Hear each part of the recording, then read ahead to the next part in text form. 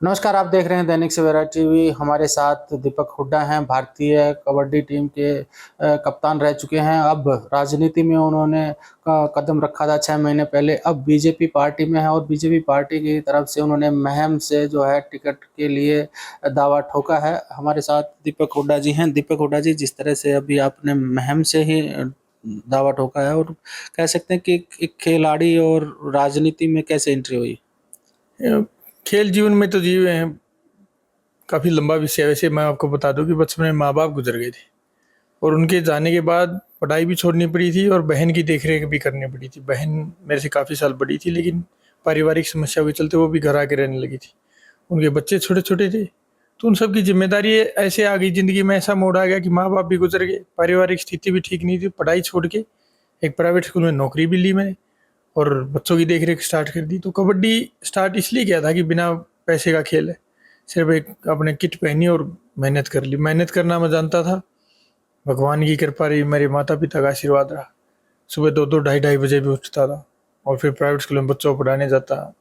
तो लंबा संघर्ष रहा, चोटें भी लगी, सिलेक्शन भी कट हुए, लेकिन उस जीवन ने मुझे संघर्ष करना इतना सिखा दिया कि फिर देश के लिए खेलने का मौका मिला।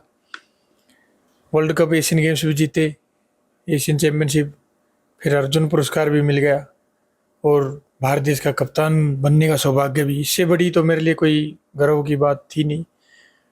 फिर जब राजनीति की बात आई तो मैं अपने खेल जीवन में जैसे काफ़ी आहत भी रहा हूँ, काफ़ी परेशान भी रहा हूँ। तो मेरा एक ही विषय था कि मैं इंडिया टीम कैंप छोड़ के, मैं आपको बता दूं, इंडिया टीम कैंप छोड़ के राजनीतिक क्षेत्र में आया था। तो मेरा एक ही उद्देश्य था कि जो मेरे खिलाड़ी साथी भाई जो गांव में इतनी प्रतिभाएं दिन रात मेहनत कर रही हैं और जो मेरी तरह नीरज चोपड़ा भाई की तरह इतने बड़े खिलाड़ी बनना चाहते हैं, उनको जो शुरुआती जो सुविधाओं की कमी रहती है, जो उनको मुसीबतें आ रही हैं, उन सब की मैं हेल्प कर सकूं और इन गाँव की पृष्ठभूमि से हमारे जैसे हज़ारों और खिलाड़ी, बेहतरीन खिलाड़ी निकले।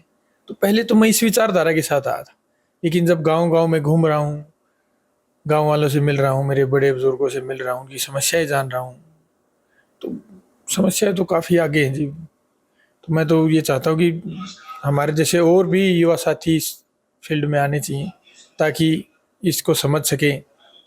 रुक, अरे भाई तू बड़े नहीं यार, इतना बड़ा होने के बावजूद ना, उसमें कोई दिक्कत नहीं है। अच्छा। तो मुझे ये है कि इनकी समस्याएं कोई हमारे जैसा युवा साथी जो दिन रात इनके बीच रहे ना, वही ठीक कर सकता है।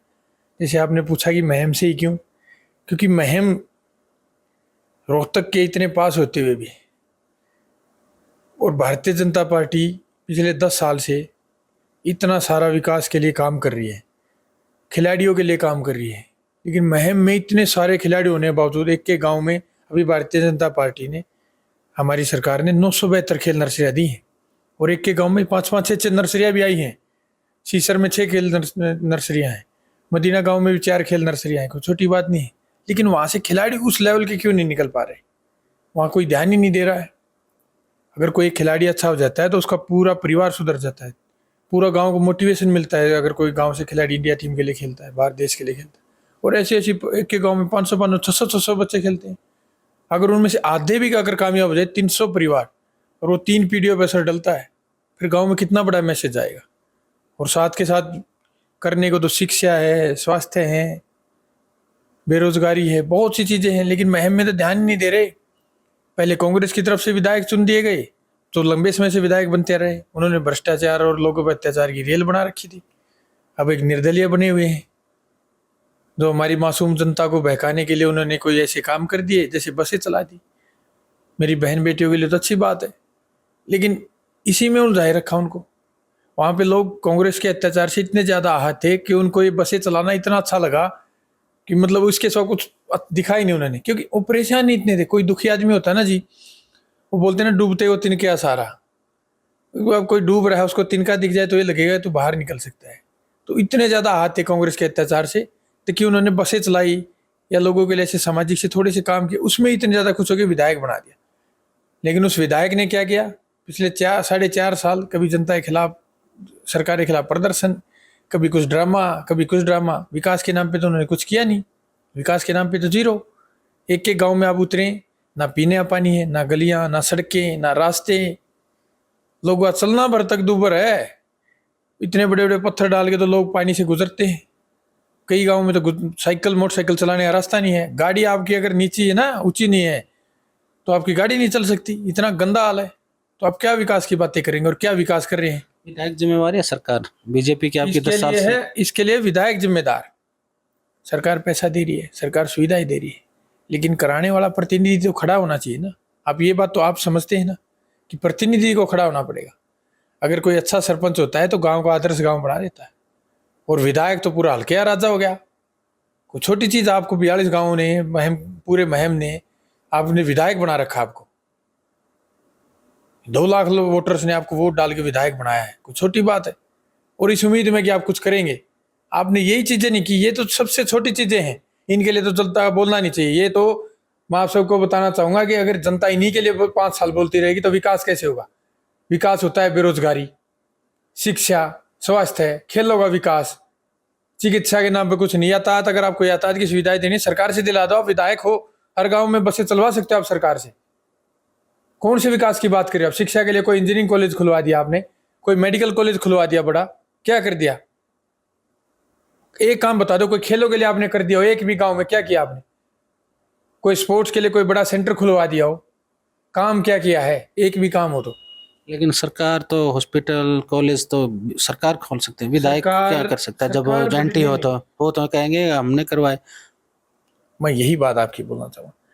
सरकार जैसे एम्स बढ़ा रही है या और बड़े कॉलेज बढ़ा रही है, अब हर एक हल्के तक तो विधायक का काम होता है ना। विधायक की जिम्मेदारी है सरकार के पास जाए, सरकार को बताए कि मेरे हल्के में चिकित्सा का बढ़ाना है, मुख्यमंत्री के पास भाई मेरे हल्के में शिक्षा का बढ़ाना है जी, मेरे हल्के में ये इस चीज़ की बहुत कमी है। काफी बेरोजगारी समस्याएं आपने गिनवाई। कांग्रेस का गढ़ माना जाता है ये रोहतक, और भूपेंद्र सिंह हुड्डा या कांग्रेस कितनी बड़ी चुनौती है? क्योंकि इस बार जो है बीजेपी के जो किसान भी खिलाफ हैं, क्योंकि लोकसभा में देख लिया आपने नतीजा। तो क्या लगता है कि पार्टी इस तरह से जो युवाओं को मौका देगी, आप जैसे युवाओं को? देखो, भारतीय जनता पार्टी ने हमेशा अंतिम पंक्ति के व्यक्ति को भी आगे बढ़ाया है। सबसे बड़ा उदाहरण तो पूरी दुनिया की सबसे बड़ी राजनीतिक पार्टी हमारे देश के आदरणीय प्रधानमंत्री नरेंद्र मोदी जी हैं। हमारे हरियाणा के आदरणीय मुख्यमंत्री नायब सिंह सैनी जी को ले लीजिए, उससे पहले हमारे आदरणीय पूर्व मुख्यमंत्री मनोहर लाल खट्टर जी को ले लीजिए। रही बात जो आप कह रहे हैं, भारतीय जनता पार्टी चाहे वो खिलाड़ियों के लिए हो, किसानों के लिए हो, या कोई भी समाज किसी भी वर्ग के लिए बेहतरीन कार्य कर रही है। इसको दूसरी राजनीतिक पार्टियां भड़काने का काम कर रही हैं।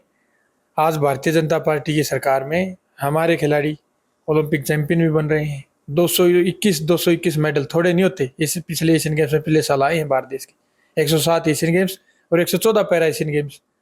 7 ओलंपिक मेरे पिछले में, 19 डेफ पैरा ओलंपिक में, 20 डेफ ओलंपिक में, 69 कॉमनवेल्थ गेम्स में। पहले 1-2 मेडल आ जाता पूरा देश पटाखे फोड़ रहा था जी।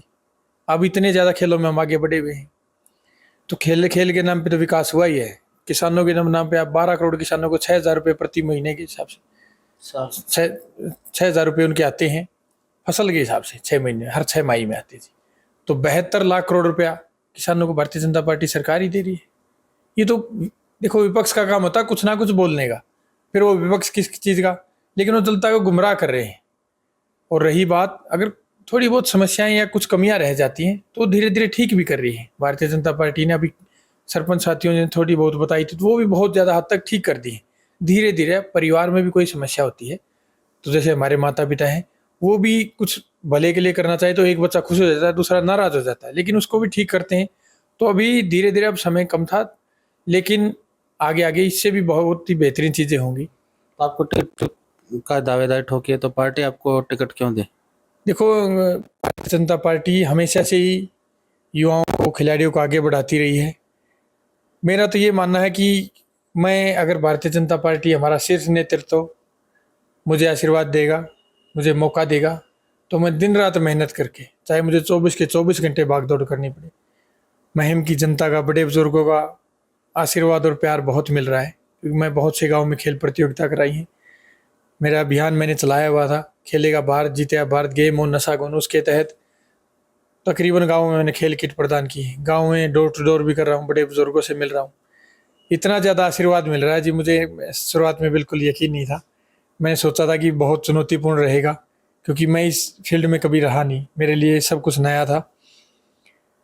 एक सच्चाई बताना चाहूँगा कि जो लोग पुराने समय से, देखो लोकतंत्र है, कोई किसी से भी जुड़ सकता है, दूसरी पार्टियों से जुड़े रहे हो, चाहे कांग्रेस है चाहे आम आदमी, वो सब बड़े बुजुर्ग माताएं मुझे ये बोलती हैं कि बेटा अगर तू राजनीति में आया, अगर तू चुनाव लड़ा, तो तुझे इतना ज़्यादा आशीर्वाद देंगे कि तूने सोचा नहीं होगा। लेकिन मैम से अब तक कमल नहीं खिला है। तो मैं वही बोलना चाहूँगा, अगर सिर्फ नेतृत्व मुझे मौका देता है तो मैं दिन रात मेहनत करके, चाहे दीपक हुड्डा को एक भी दिन ना सोना पड़े, मैं कमल भी खिलेगा और हमारी सरकार भी बन रही है, और उसमें मैं एक अपना छोटा सा योगदान देने के योग्य हो जाऊँगा। ये थे दीपक हुड्डा, जिनका कहना था कि वो महम से अब अपनी ताल ठोकेंगे और पार्टी उन्हें मौका देगी तो वो दिन रात मेहनत भी करेंगे। लेकिन पार्टी अभी जिस तरह से तीसरी बार सत्ता में आने की कह सकते हैं कि रणनीति बना रही है, अब की बार जो है जो सिटिंग एमएलए हैं उनकी जो टिकटें हैं वो भी काटने की बात की जा रही है, नए चेहरों को मौका भी मिलेगा। अब देखना होगा बीजेपी पार्टी किन किन को मैदान में उतारती है। सवेरा टीवी के लिए रोहतक से मैं सुरेंद्र सिंह। देश दुनिया की हर खबर सबसे पहले देखने के लिए फॉलो करें Dainik Savera TV, YouTube, Facebook, Instagram, X और व्हाट्सएप चैनल पर।